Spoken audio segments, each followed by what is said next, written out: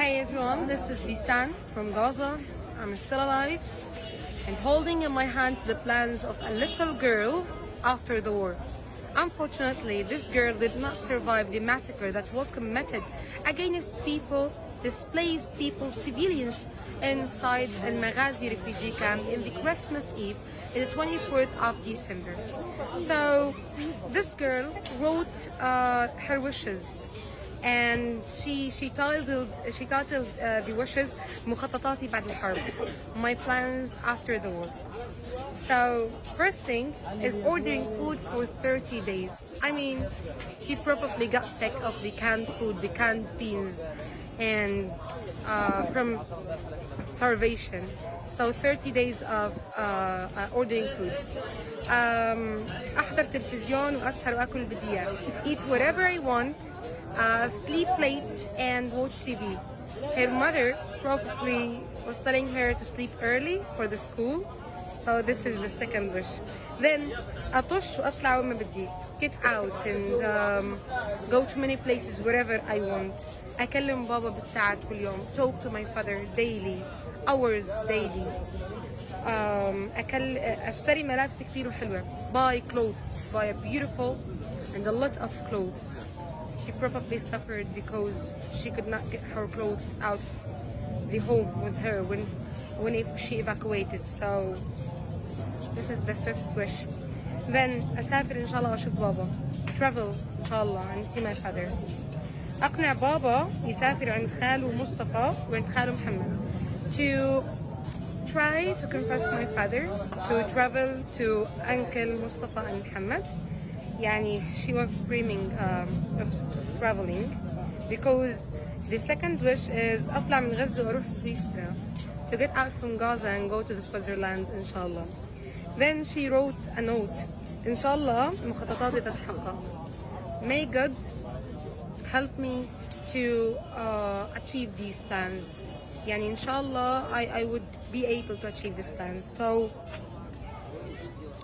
just imagine it, just concentrate and just think about this girl writing these wishes and then putting the paper under her pillow and then sleep. And she just did not wake up again. Al-Maghazi massacre resulted in the killing of more than 100 people, almost 100 people, and the injury of other hundreds. So bombing at 20 buildings over the heads of their people, displaced civilians, hungry, tired, afraid people, is just a new massacre in a 28 days of genocide on Gaza Strip. And these were the wishes that a girl could not achieve because she did not survive. Hey everyone, this is Bisam from Gaza. I'm now in a bathroom inside a tent. So these tents are in a shelter in Khan Yunis. Dozens of thousands of people are living here, and because there is no bathrooms, there is no water, there is nothing around them, there is no infrastructure, they're living just in a tent, and they need bathroom. They're humans. So they made this.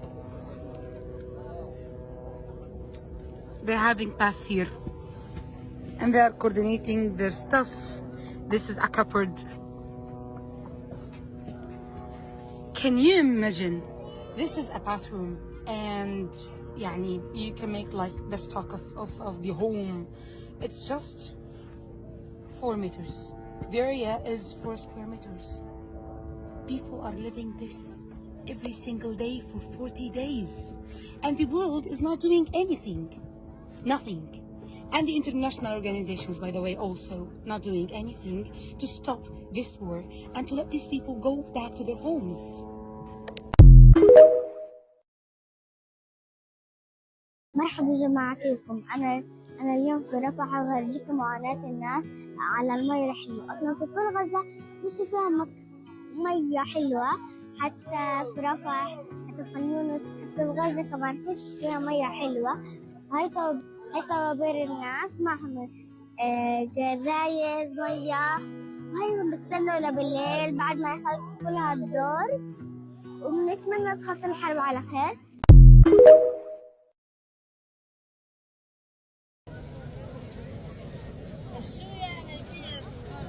Assalamu alaikum.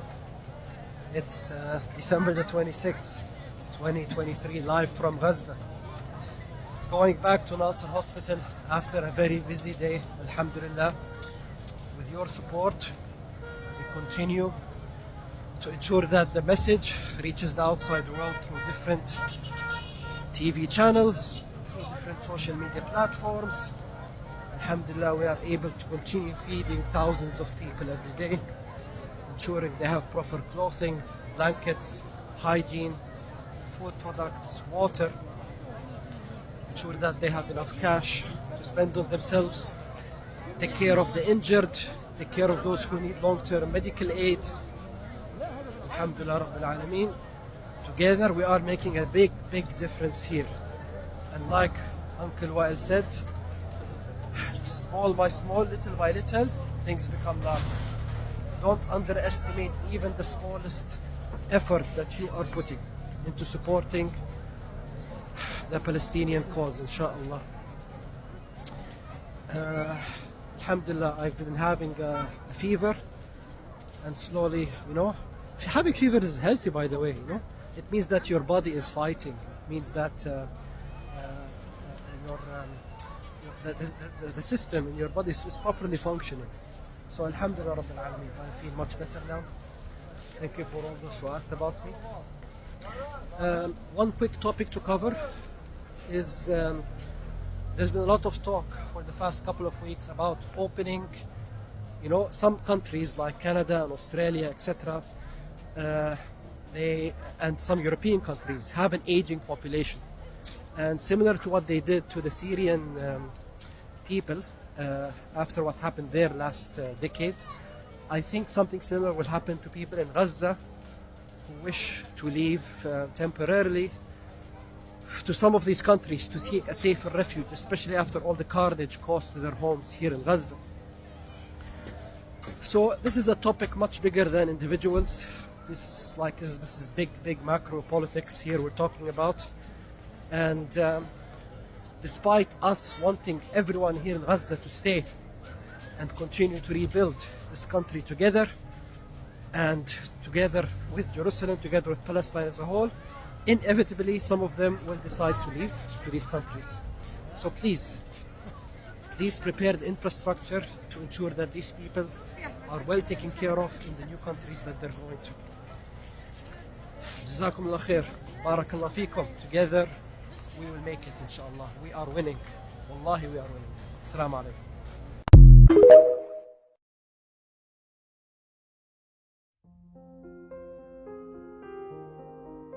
أعداد كبيرة تتجه لمنطقة دير البلح، مدينة دير البلح، ومنهم بتتجه إلى مخيم المغازي. لكن الغريب في الأمر إنه إحنا فعليا يعني صرنا نمشي، الناس صارت تمشي ما بتعرف وين تروح. يعني ناس جاية من المغازي، جاية من البريج بتنزع على المغازي، والناس اللي في المغازي بتطلع من المغازي وبتنزع على الدير. إحنا فعليا قاعدين نتهجر في بلادنا. الناس صارت تمشي والله العظيم. يعني شوف المشاهد، شوف المشاهد، شوف المشاهد كيف الناس فعليا مش عارفه وين تروح. وصلنا لمرحله احنا صرنا نمشي ما نعرفش وين نروح. حسبنا الله ونعم الوكيل. وانا بدي اطلب طلب انه بدي انا اكون مع ماما لما اسافر. طيب هي اللي تغير له تضلها معي وانا بحبها كثير. كيف حالك؟ الحمد لله. ايش اسمك؟ سلوى بنات. قد ايه عمرك يا سلوى؟ 9 سنين. شو صار معك يا عمو؟ كنا عند رعمتي وانقصفنا. انقصفتوا؟ وشو صار معك؟ انجرحتي؟ وين انجرحتي؟ برجلي. برجليكي؟ وشو صار معك كمان؟ مش ذاكرة. بابا كيف بابا؟ بابا جريح. بابا جريح؟ طيب شو بدك؟ شو نفسك؟ نفسي امشي. نفسك تمشي؟ بس هيك؟ ان شاء الله حتمشي. وشو كمان؟ بس أسافر، وأنا بدي أطلب طلب إنه بدي أنا أكون مع ماما لما أسافر. طيب هي اللي تغير له وتضلها معي، وأنا بحبها كتير. واحنا كمان كنا بنحبك كتير، وكمان بابا بحبه كتير كمان، وأنا هشتاق له كتير، وهضل اتصل عليه واطمن عليه. يلا قولي باي. باي. السلامة إن شاء الله.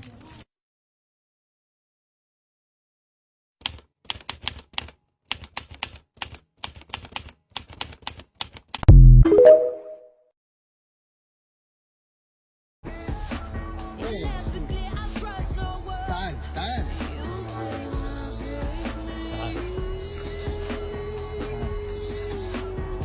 خذي.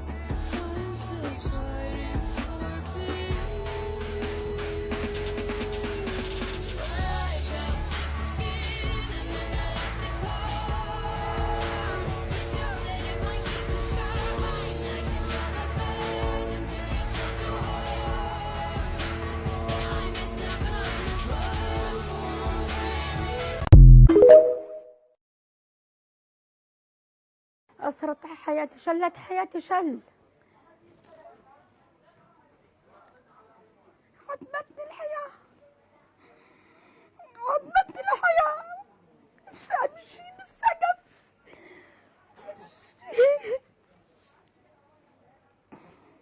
نفسي أمشي، نفسي أقف، نفسي أقضي غرض ولادي، نفسي ألبي احتياجات ولادي. كل حياتي تغيرت من سنة. أنا بقدر سليمة، بقدر أمشي كل تفاصيل حياتي. الحين أبسط إشي بدي مساعدة، أبسط إشي بدي مساعدة من شخص. حتى النوم ما بقدرش أنام منيح. يعني كيف إنسان طبيعي بينام منيح بتحرك، حاليا مستحيل أنام إلا غير مسكن أو منوم. حتى المشي بمشيش أصلا، لما أمشي خطوة مثلا بدي أروح على أي مكان بده مساعدة. بعدما تعرض له عمر من بتر في يده اليسرى، لا يستطيع عمر ممارسة حياته بشكل طبيعي، مما يسبب انعكاس نفسي عليه في المستقبل. عمر بحاجة إلى علاج دائم ومستمر نفسي وصحي. عايشنا إصابات معقدة لم نشهدها من قبل، أدت إلى بتر كثير من الأعضاء وخاصة النساء والأطفال. عشرات الحالات الموجودة في الأقسام الداخلية تم بتر أطرافها من خطورة الإصابة، وهناك من تفاقمت المشكلة وتم بترها لعدم وجود الإمكانيات اللازمة وعدم الحصول على موعد عملية سريع. هذا فاقم المشكلة. حالات البتر زادت بشكل كبير جدا. هذه الحالات البتر الموجودة في مستشفيات غزة وفي مختلف المناطق تحتاج إلى رعاية وتأهيل فيما بعد، وهذا أيضا تحدي كبير لنا. متى سيتم تركيب طرف؟ متى سيمارس حياته الطبيعية فيما بعد؟ هذه أسئلة ما زالت مبهمة حتى اللحظة لنا في المنظومة الصحية. ذوي الاحتياجات الخاصة في حاجة لمعاملة خاصة ومنام مريح وإراحية في الحياة كما يجب. احنا اليوم نزحنا فيش أي نوع من الإراحية. زي ما انت شايف احنا بنعيش في خيمة. أنا عايش في خيمة، وهذه ظروف قاهرة إبي. يعني إنسان واضع إنسان متنقل طبيعي لا يستطيع أنه يستمر في العيشة هاي، عيشة الخيمة اللي احنا عايشينها. ظروف صعبة أبعد ما تتخيل، والأمر بالنسبة إلي المعاملة بعانيها أضعاف أضعاف أضعاف من اللي بعانيها إنسان عادي. كنا إحنا الشباب على الحيطة، كل الإصابات كله طخونا. فكانت جدتي الله يرحمها ومرة تانية كانوا على باب الغرفة طخوهم. فسيدي كان يتقن اللغة العبرية، حكى للنسوان اللي معنا اسمعوا إيش هيقولكوا الجيش، لأنه في الجيش ما حد حكانا في العربي نهائيا. لفوا وجههم على سيدي، طخوا أبوي اللي كان جنبي. سيدي كان يحكي لأبوي اتشهد يابا اتشهد، سمعوا صوته طخوه. كان تاني واحد يفارق سيدي. كان عمي على الحيطة، مال على الحيطة وقال لي حط راسك بين ظهري يا عمي وبين الحيطة وربنا ينجيكوا يا عم. خبطوا عمي طخوا عليه فاستشهد مباشر. أنا تميت على الهيئة اللي كنت فيها، ضليت بحس إنه ما أعلن إني أنا عايش. ضليت حوالي 3 أيام. اللي قدرت أعمله أجمع كل قرايبي في ناحية وأقعد غطيتهم وقعدت عندهم بينهم. منيرة ببيع البليلة على باب المستشفى وبحاول أترضى. بتعب وباجي بتعب عشان أعمل يا أخواني بليلة وبيعلها. أنا مضطرة أبيع البليلة عشان قبل كنا نلعب ونروح على المدرسة، الحين صرنا نبيع بليلة.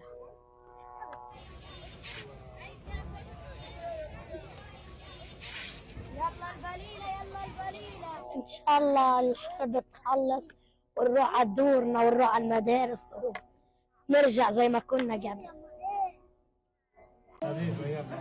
لا حكوا جيدي بطانية بردانة كتير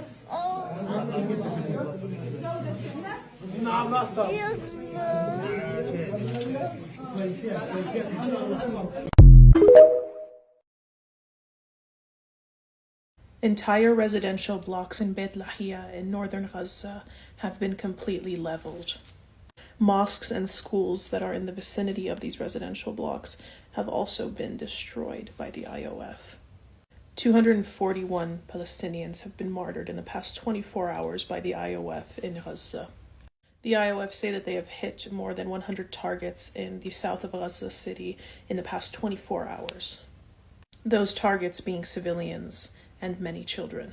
The Palestinian Red Crescent Society Center in Khan Yunis has been targeted and attacked by the IOF.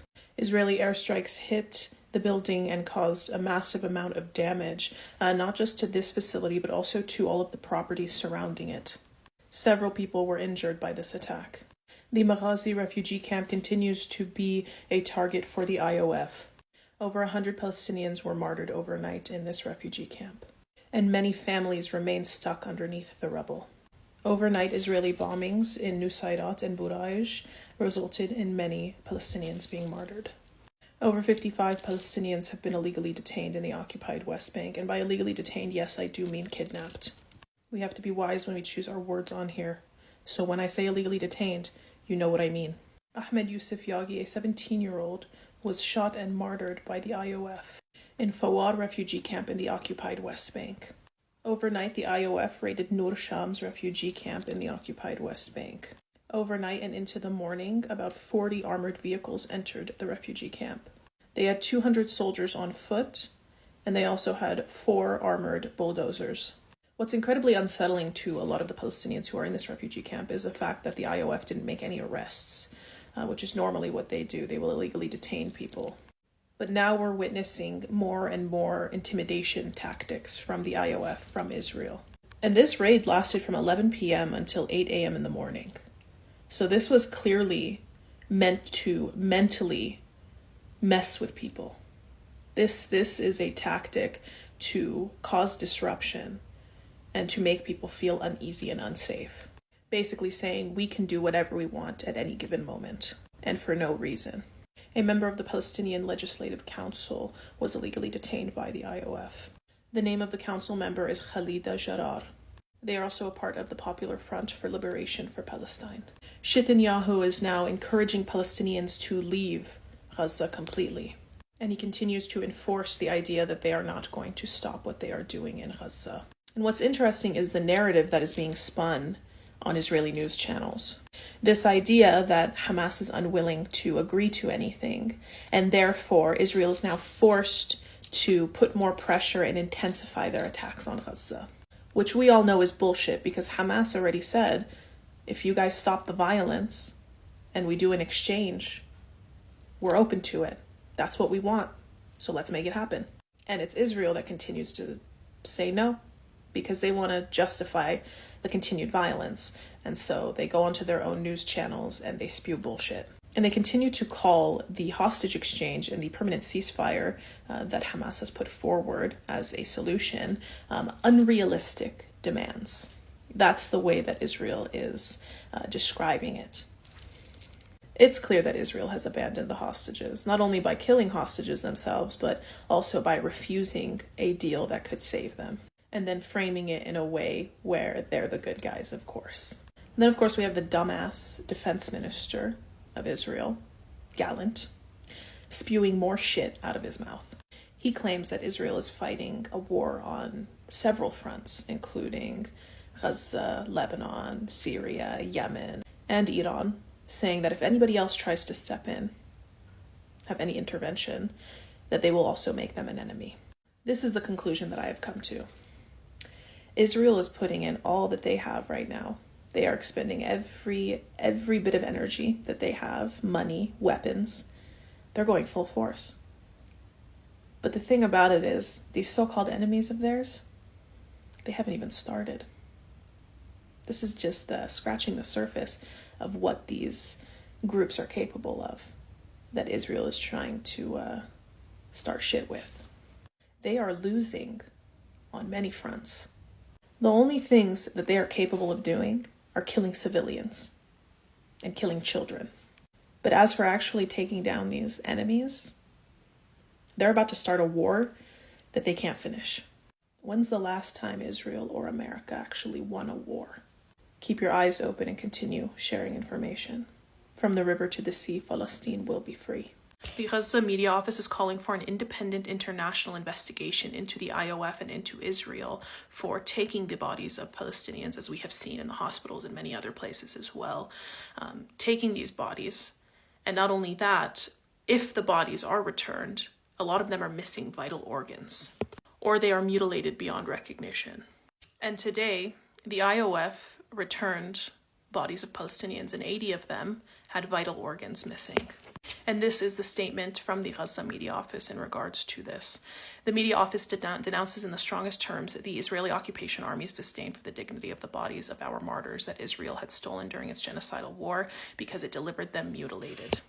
After examining the bodies, it is clear that the features of those killed had changed greatly, and a clear indication that the Israeli occupation had stolen vital organs from them. The media office said this is not the first time Israel has mutilated Palestinian bodies. Israel has previously exhumed graves in Jabalia and stole some of the bodies, in addition to the fact that it still has dozens of bodies from the Gaza Strip in its possession.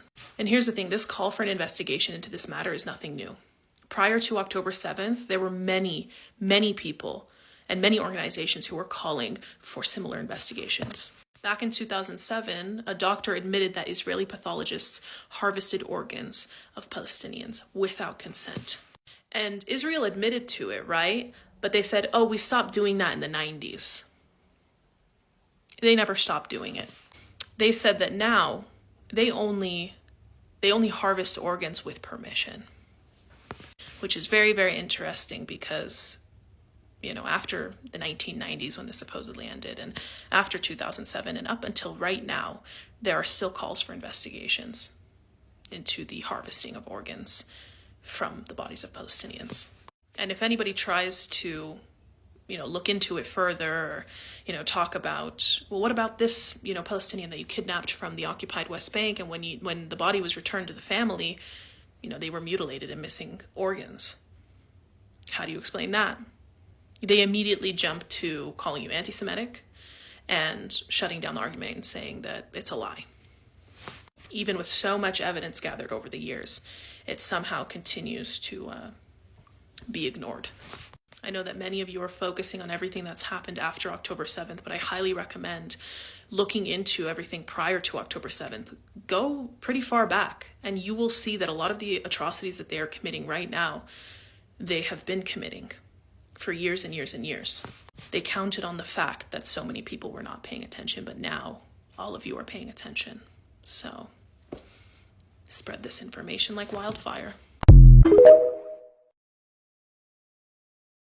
Palestine updates for today. According to the Gaza Health Ministry, in the past 24 hours, 241 people were killed and 382 people were injured. Total death toll is now at 20,915 people, about 56,000 people injured. Yesterday, Israeli forces killed a high-ranking commander in the IRGC, otherwise known as the Iranian military. Iran does not usually directly get involved into wars. They fund people like Hezbollah, the Houthis, or Hamas. They don't directly get involved, but the Iranian government has also warned that they're going to retaliate. Depending on their retaliation, this could heavily escalate everything in the matter of seconds. But we'll have to see what happens. Half of Gaza's population is now starving. 9 out of 10 people have gone without food for at least more than a day. This is 100% preventable if they would just allow aid to go into the Gaza Strip, but they're not allowing aid to go in, so people are starving. People in Rafah are now also starving and they are displaced. So humanitarian aid workers are handing out food. They're saying that it's not nearly enough for the amount of displaced people that need nourishment. Telecommunications has also been severed once again in the Gaza Strip. Therefore, Wi-Fi and communication may be a bit delayed until they can figure that out. In the past couple of days, the occupied West Bank has also been seeing an immense amount of raids. Make sure you like, comment, and share, and I'll be back tomorrow with more updates.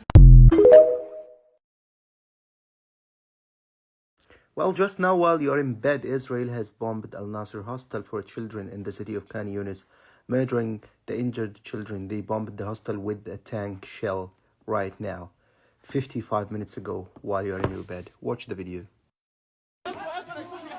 الاحتلال الإسرائيلي يا جماعة قصف المستشفى. الاحتلال الإسرائيلي قصف المستشفى بقذيفة مدفعية.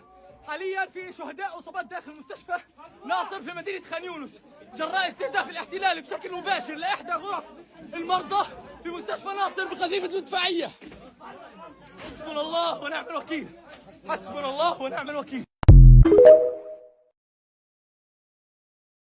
As of December 26th, about 11:30ish p.m. Palestine time, Gaza Media Office reports 80 bodies returned had their organs stolen. The government media office in Gaza has accused Israel of stealing organs from 80 Palestinian bodies returned earlier in the day at the Karam Abu Salam border crossing. They are quoted saying the media office denounces in the strongest terms the Israeli occupation army's disdain for the dignity of the bodies of our 80 martyrs that Israel had stolen during its genocidal war because it delivered them mutilated. They are quoted again saying, after examining the bodies, it is clear that the features of those killed had changed greatly, and a clear indication that the Israeli occupation had stolen vital organs from them. The media office said this is not the first time Israel has mutilated Palestinian bodies, and it called for an independent international investigation into the taking of Palestinian bodies and theft of their organs. The office is quoted again saying Israel has previously exhumed graves in Jabalia and stole some of the bodies in addition to the fact that it,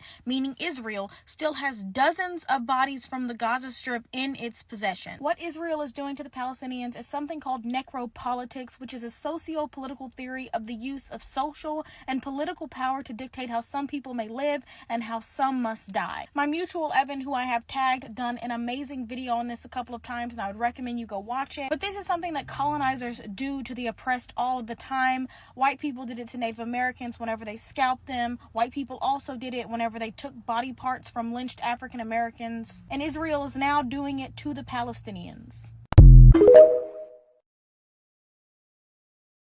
Now we're gradually seeing the results of the war crimes of the Israeli army in northern Gaza. I have not done one of these summary videos in a while, and I'm not going to be able to share any images in this video. If you want to see what I'm talking about, go to my Instagram stories and watch my stories to the end. Make sure to like and share this video and post in your stories. We're being heavily censored, and if you notice, a lot of pro-Palestinian content is not being shown on For You page. What you'll find in my stories is the following. During the past week, the Israeli occupation forces withdrew from some of the parts of northern Gaza. We were not getting any news from these parts, like completely. And now we're seeing why. In one of the stories, you will find a report of decomposed bodies on the roads. In one story, it's blurred and was filmed by a Al Jazeera reporter. And in the next story, you will find the raw images. Decomposed bodies of kids and adults. Decomposed to the bone, like completely. You cannot identify the body. It took place in Beit Hanun. Another incident that took place today. You guys remember when the Israeli occupation forces invaded Al-Shifa hospital? We got reports and testimonies from people in the Shifa hospital that the Israeli occupation forces dug in the ground and took some bodies from the ground. And now we saw the images and the bodies of 80 bodies that were returned to Gaza. One of the stories, you will find a mass grave being dug.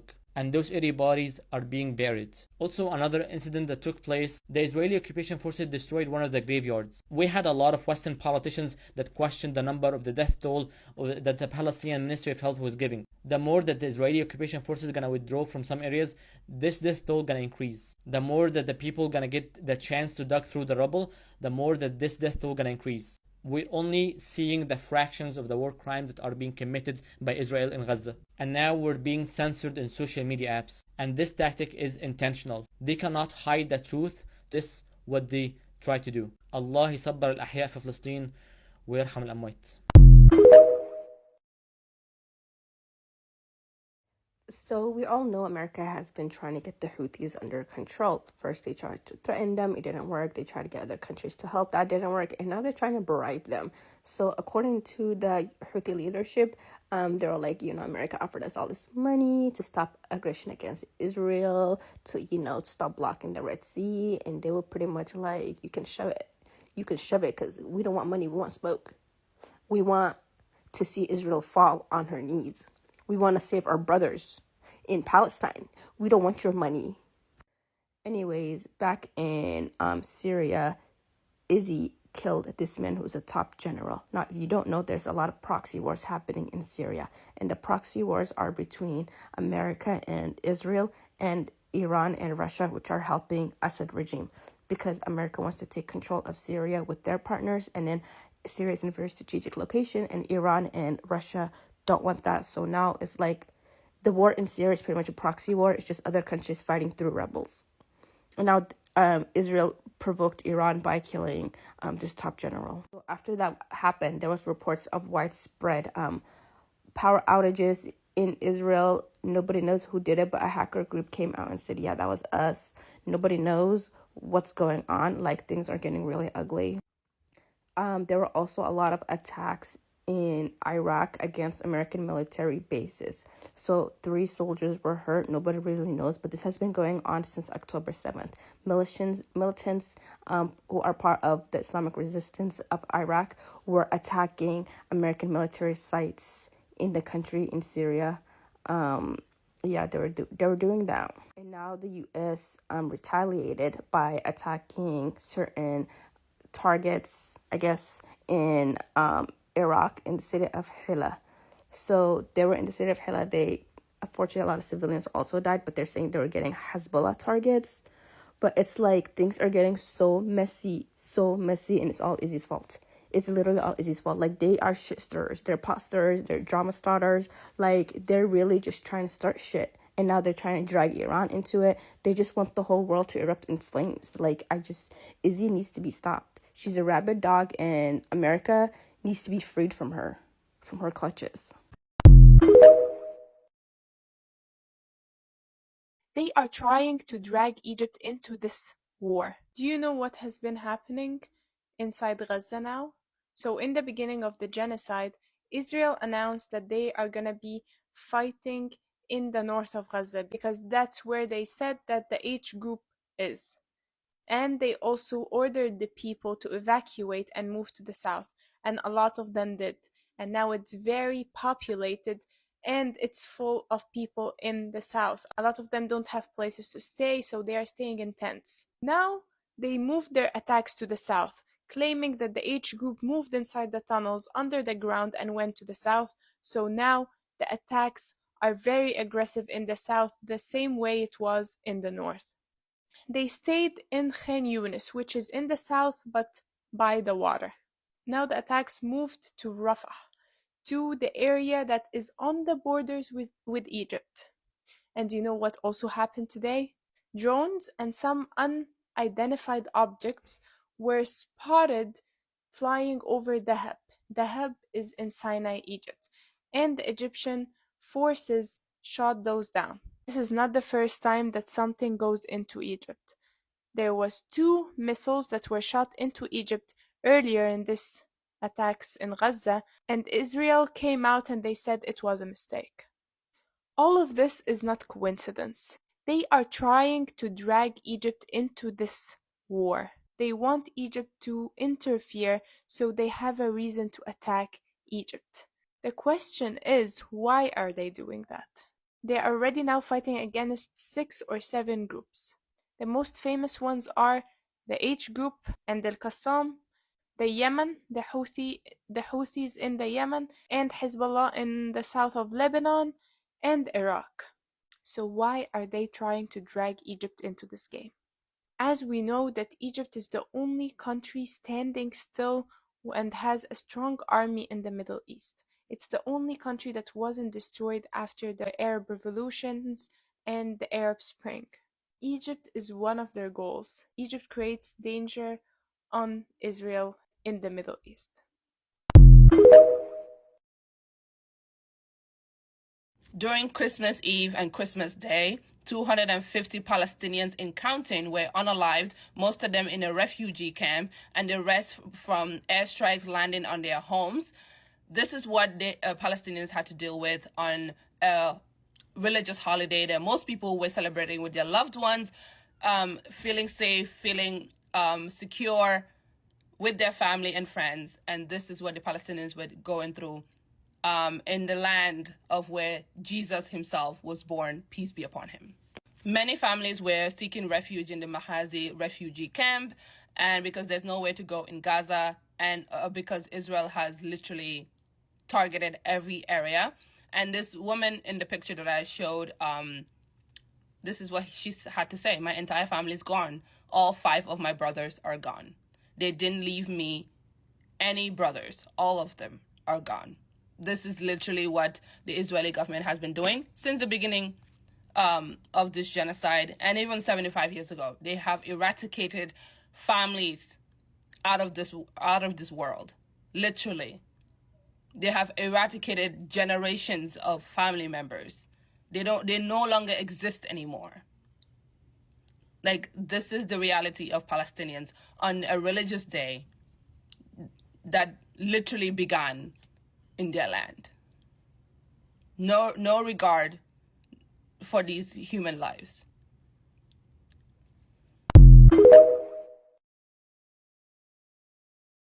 This young man told the story of his survival in Gaza City.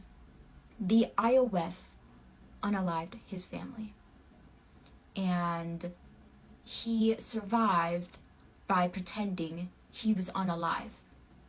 And he was amongst his slain family for 3 days before he was able to escape. Like,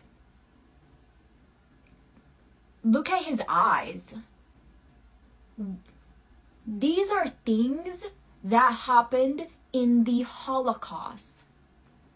These are things that we've read about in history books, and they're playing out right in front of us. He says, my uncle got closer and told me, put your head between my body and the wall, and may God save you, my dear son. Then they unalived him, and he died immediately. There aren't that many journalists in northern Gaza. This is what they're doing. We have gotten this story because he survived. They're committing atrocities that we are not aware of. My family, their town, all the surrounding towns in the West Bank are at risk of getting annihilated any minute now by the extremist settler group. Militant coordinator of the Yitzhar settlement, which is an extremist settlement in the West Bank right next to my family's village, was unalived yesterday in Gaza, and now Yitzhar is planning a retaliation attack on all of the surrounding towns in the West Bank. He was unalived just yesterday, and like I've said before, there's no difference between the IDF and the settlers in the West Bank. My cousin just texted me this morning. They were already in my family's town, and last night they already attacked houses in the village right next to us. Just 3 weeks ago, them and IOF troops unalived my uncle's neighbor. I don't know who to tell or what to do. I don't think anything's really going to stop this. If you have family in the West Bank and any of the surrounding villages near Nablus, just tell them to stay home. I woke up this morning feeling really sick, and the first thing that I thought about was Gaza. It is day 81 of the genocide in Gaza, and that's 81 days of getting sick and leaving it untreated and being unable to recover, or being sick and having to live through unbearable conditions. I have the privilege of sitting back and doing nothing, calling off work, having access to all the things that I have access to, be it medication, tea, electricity, doctor visits, you name it, we have it. But they don't. And every time I think to complain, oh, my throat hurts, oh, I feel like this, oh, I feel like that, I think of people in Gaza. They don't have time to sit back and do nothing because they're just trying to survive. They either have to look after themselves or their loved ones, but there's never a time to just sit back and do nothing. When your health isn't 100%, I feel like it's the only thing on your mind. Like, all you want is to just feel better and hate feeling this way. I think of them every time. Like, every time I think of complaining, I think of the people in Gaza. We are so privileged and we are so blessed, and I will never forget the blessings that I have, and I will never forget my people in Gaza.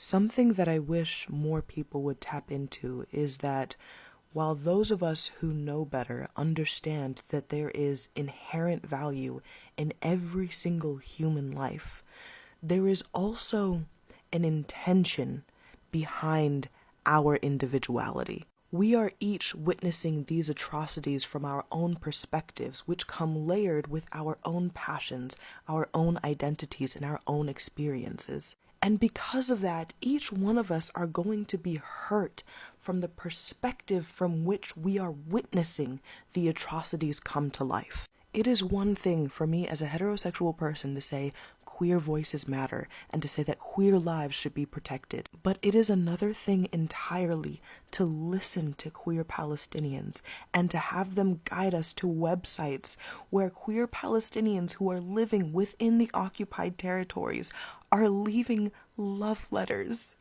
because they don't want to leave this world without immortalizing their love for another human being before they're stolen away. It is one thing for us to look at all of these pictures of all of these buildings flattened to rubble, and it is another thing entirely for architects and civil engineers who have a passion for and an academic, intellectual understanding of the importance of infrastructure when it comes to building a thriving society, to look at those buildings being bombed to the ground, to look at some of the oldest churches being bombed to smithereens, and to feel the hurt and the loss of that much infrastructure. Despite the customer service cycle that I find myself stuck in, I am a storyteller at heart. I would be truly happy if I could spend the rest of my life reading stories and writing stories and listening to people tell stories. I love listening to people tell stories about their life. So I inherently, by nature of my love for stories, always value the voices of the elders. Something that I find myself acutely missing these days are my grandparents, because they're all gone and I no longer have access to their voices. That is something that I will never hear again in my life, and I'm never going to be able to hear them tell stories about the experiences they had growing up.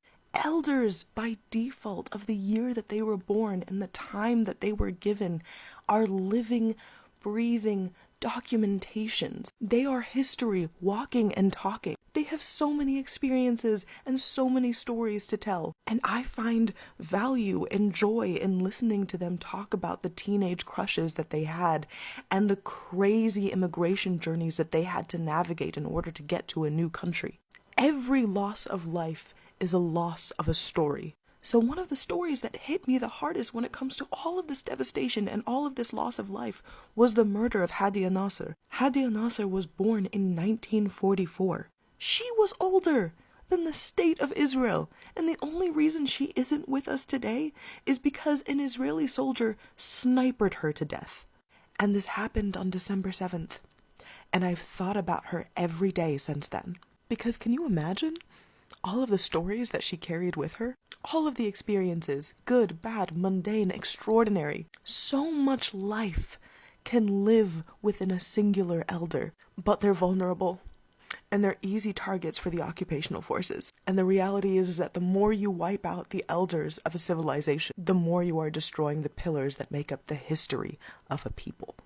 And that is what I mean when I say that there is inherent value in every single individual voice that is coming to the table to call for an end to the loss of Palestinian life.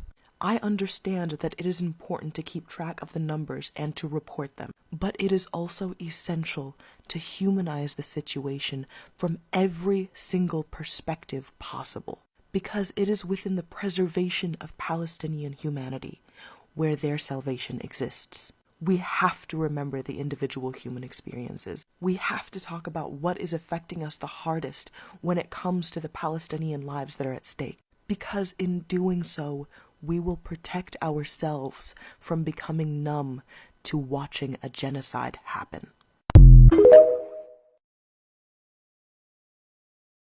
Well, I've been tagged in the Words of Iron videos of how we're going to collectively go on the site and report pro-Israeli content and like and share the pro-Palestinian content, but there's a problem.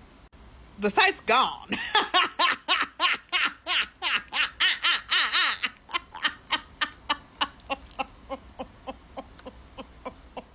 What did y'all think was going to happen in this scenario? What did you think was going to happen? How long did you think you would have a site like that up before we completely destroyed it? The same people who are pro-Palestine also are the AO3 people who have nothing but time and rage. What did you think was going to happen in this scenario realistically? I know you're not used to thinking things through, but my God. I'm flabbergasted.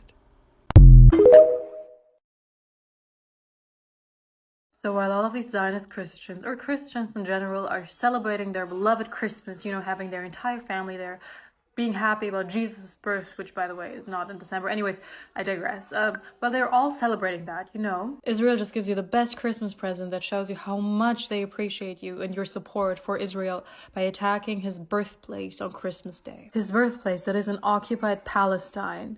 Not in Gaza, in the West Bank, a place that is supposed to be only Palestinian, where Hamas does not exist. Yet Israel has been taking more and more of the West Bank since October 7th.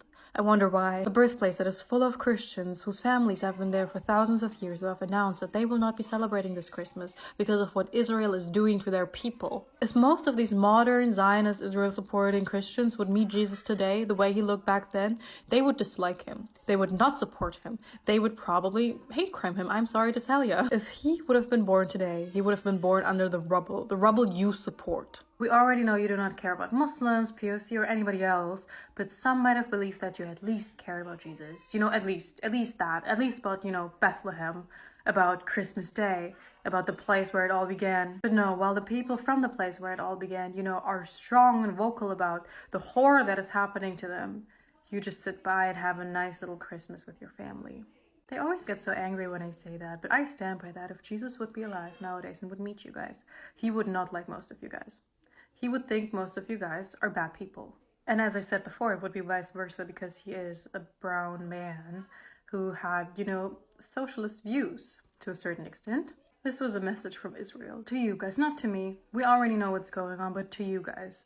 Telling you where they stand and how they are mocking you. They did not mock these people because they're Christians, because they're Muslim or whatever. They don't care about their religion. They don't care about Muslims, Jewish, Christian, whatever. They care that these people are Palestinian. That's what they want to eradicate. This is the only thing that matters to them. This is also the reason why multiple Jewish Palestinians have passed away. Jewish Palestinians who have been removed from their homeland, even though, according to Zionist Jews, it's supposed to be their homeland as well, since they were Jewish. But the Palestinian part was just too much for them. But hey, I'm sure you're gonna ignore this the way you have been ignoring the atrocities that happened for the last 75 plus years. So have a Merry, Merry Christmas. There is an active genocide happening to my people. We are seeing concentration camps filled with my people. Skulls and skeletons of my people. You have absolutely no right, as a non-Palestinian, you have absolutely no right to decide that you don't like my response to all of this. I have every right to say that I want settlers gone, that I want them out of my land. I have every right to say that every single Israeli, adult Israeli, is complicit. I have every single right to say that. I have every single right to say that it is not enough to be against the Israeli government. You have to be against the state of Israel. I have every right to say that I would prefer for you not to be there. I don't have to sit here and make qualifiers for you about, oh, if you can't move, if you can't, oh, but if you have all this. It wasn't a call to action for tomorrow. I wasn't saying, go find. Settlers do not deserve to live on that land. Point blank, period. We can go back and forth all day long about who deserves to be there.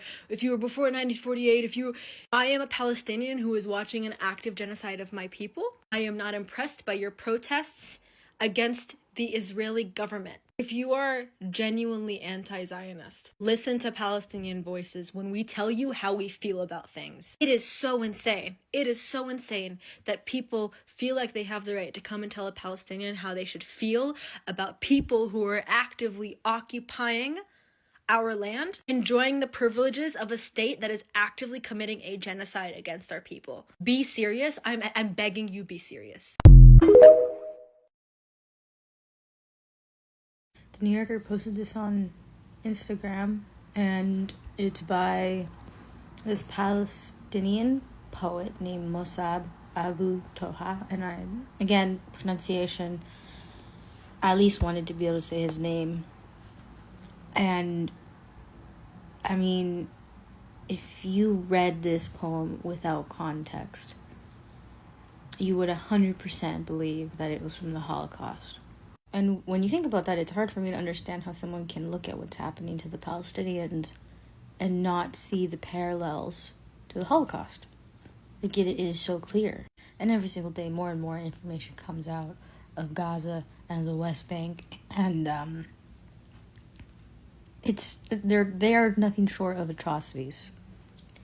And it's insane to me that these people who are pro-Israel will say that supporting Palestinians is akin to being a Holocaust denier. They are actively denying the genocide of Palestinians. And they lie and they lie and they continue to lie to our face as well. We obviously are seeing what's happening. And our government supports their lies. And they don't care who they hurt and what they destroy. Because just looking at what they are attacking, it's clear that they are trying to erase Palestinian culture. And it's so hard to not look at these numbers, and this is from 4 days ago, so it's worse now, and think about the gigantic generational trauma that is happening to the Palestinians.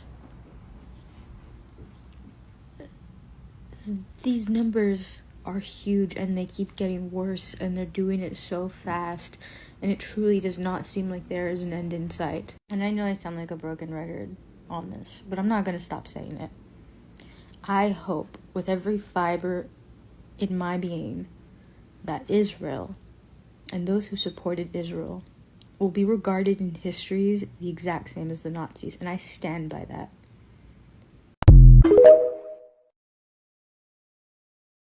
So in my last video, I got a lot of comments like this, where people are saying, well, what happened to the Jews that lived in the Arab world? Why aren't they living there right now? And it's a little bit difficult to explain because every Arab country kind of has its own story. It's difficult to summarize it all into one video, but I'll try my best. The contention that's being made is that the Jews who lived in the Arab world were expelled because of anti-Jewish bias and bigotry. There's no doubt that for over 1,000 years, Jews lived amongst the Muslims in the Arab world and in the Muslim world in relative peace. This is a historical fact. And it wasn't until the beginning of the Zionist project that the specter of dual loyalties was raised. So Arab populations started to look at the Jewish population as though, are you loyal to us or are you loyal to the Zionist project?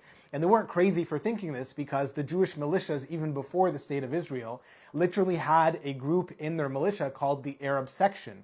And that was Arab Jews who were utilized for the sake of espionage. They would spy on the Palestinians and on the Arab countries abroad. In fact, go to Netflix. There's a show called The Spy by Sacha Baron Cohen, where he is, it's a true story based on an Egyptian Jew who goes undercover in Syria and provides intelligence to Israel. So they weren't crazy to have this idea about dual loyalties. Now you might say, but it's bigoted for you to say, well, because there's this group who are probably a small minority who are engaged in espionage for the Zionist project, for you to accuse the entire Jewish community in the Arab countries as having dual loyalties. And to this I agree. Bigotry is part of the conversation, but it's not the entire conversation. Another element of it that's really important is the fact that Zionism is a settler project, and a settler project requires settlers. And so when they realized they reached their limit of European Jews who were going to go to the State of Israel, they realized they needed Jews from other places of the world, including the Arab world. So look at the case, for example, of Morocco. King Hassan II was facing internal conflict. He was worried about a military coup within his country. He made a deal with the Mossad for intelligence and weapons and training, and in exchange, he would transfer the Jewish population in Morocco over to Israel. And this in fact happened. There's a New York Times obituary that talks about this when King Hassan II died. In fact, there was once an Arab League meeting that took place in Morocco, and King Hassan bugged the room for the Mossad, which helped them, by the way, win the Six-Day War. Another story, for example, in Iraq, where the Mossad a synagogue in Iraq in order to drive fear in the Iraqi Jewish community in order for them to migrate to Israel. And this is settled history. The Israeli historian Avi Shleim writes about this, and the Mossad agents who were involved in this confess to it and boast about what they did by doing that to that synagogue. In Yemen, the Emir of Yemen was paid a handsome sum of money by Israel in order to forcibly transfer the Yemeni Jews to Israel. And those Yemeni Jews had been there for thousands of years, maybe since the Babylonian expulsion, maybe 3,000 years they were there in Yemen. They were forcibly taken out of their homes and transferred to Israel because of a monetary transaction between the Emir of Yemen and between Israel. So as you can see, it is a little bit of a complex scenario. Now, there were riots that happened against the Jews, places like Algeria and so on. One of the points that I have to raise here is that the initial contention is that Islam is at fault. But all the world leaders at that time in the Arab world were Arab nationalists. They were movements of secular organizations. They were not motivated by Islam. And finally, I'll say, if the Arab Jews wanted to go back to their land, wanted to go back to their homes, wanted restitution, I would support them 100% in this. What happened to them by and large was unjust. And an injustice that happens to them is not justification for injustice happening against the Palestinians. What is the fault of the Palestinians if the Iraqis did something, or the Egyptians did something, or the Syrians did something, or the Yemenis did something? What is the Palestinian fault in that? Absolutely nothing. And so to try to justify the ethnic cleansing and the extermination of the Palestinians because of what happened to Jews in other Arab countries is nonsensical, frankly ridiculous. We're Israeli. The ICC and the UN doesn't apply to us. If you want to know the function of the ICC and the UN, then I want you to look up the term safety valve theory. Okay, my darlings? Look that up.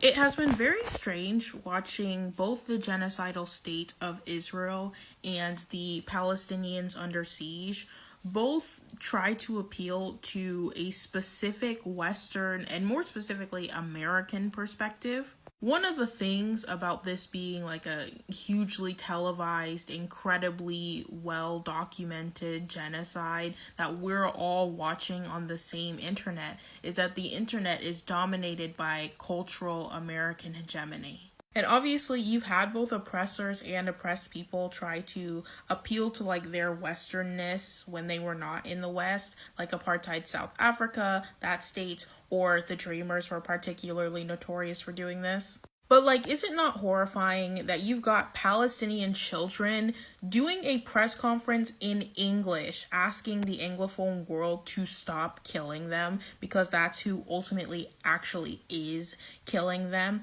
At the same time as you've got like the state of Israel, a stated Jewish ethno-state, using Santa to appeal to like Western audiences to continue like raising support for their genocidal endeavor. Like, even though we increasingly have access to people on the other side of language barriers, like Western cultural hegemony is still being weaponized against like oppressed peoples who now have to use a language that is not theirs to explain why they are human.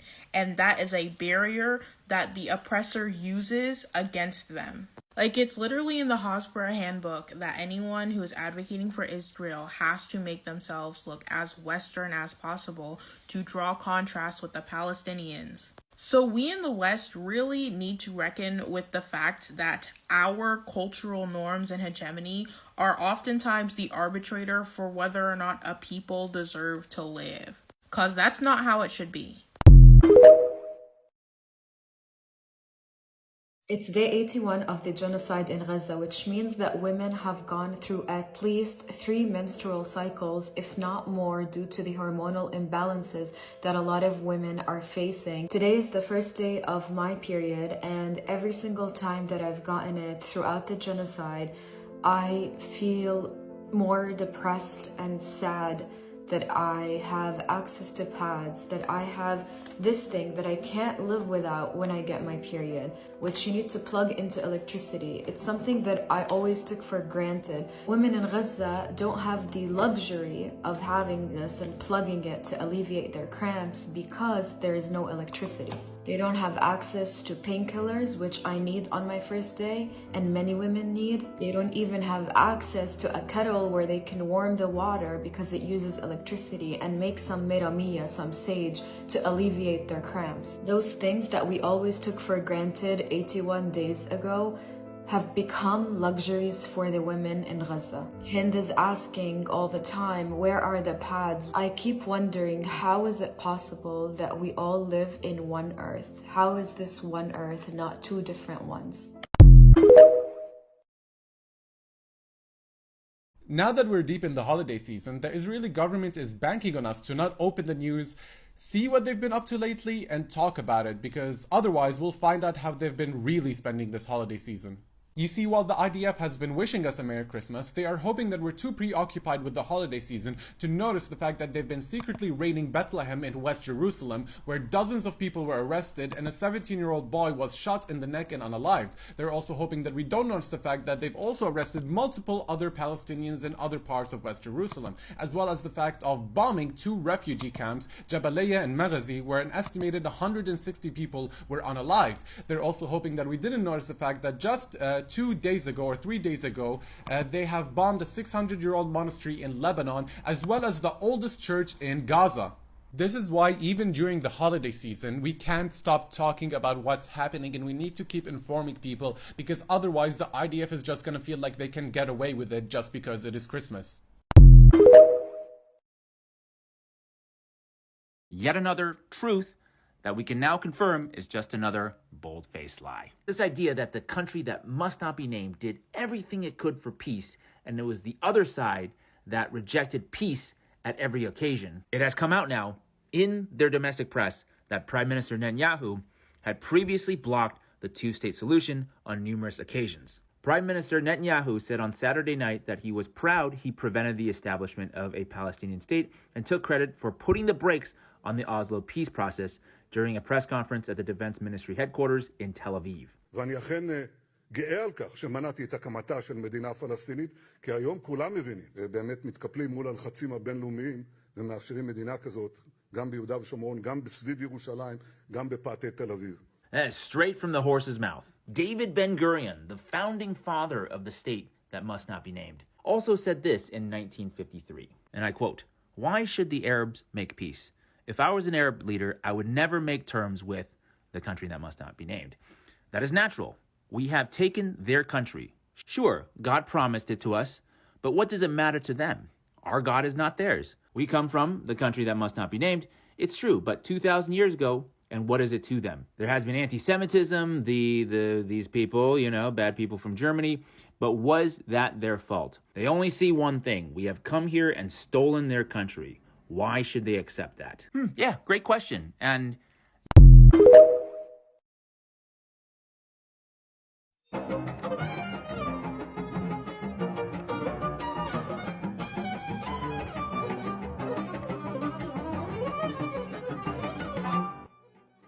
I'm a fish inside a bird cage. My brother always sings me songs. This beak, he tries to soothe me. He makes me feel that I belong.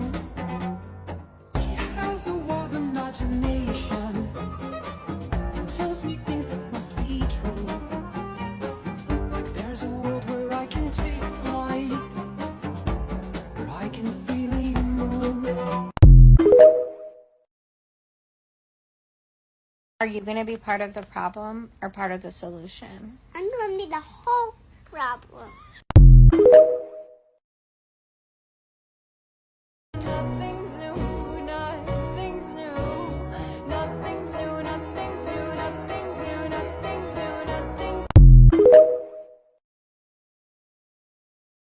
زي فلسطين ما في. لا ما في زي بلدنا ما في. والله الله يرحمها ستي كانت كل شهر تعمل طبخة وتكون لي وزعي على كل الحارة هالصحون ورايح وجاي.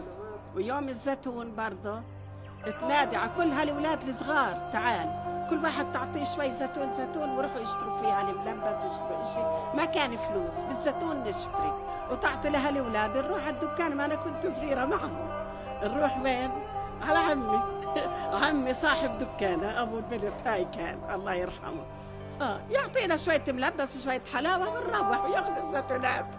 واللي ما بزرع واللي ما عنده ارض اللي اهل البلد يطعموه يعطوه لو يجي يساعدهم او ما يساعدهم يعني المونة يعطوه اياها.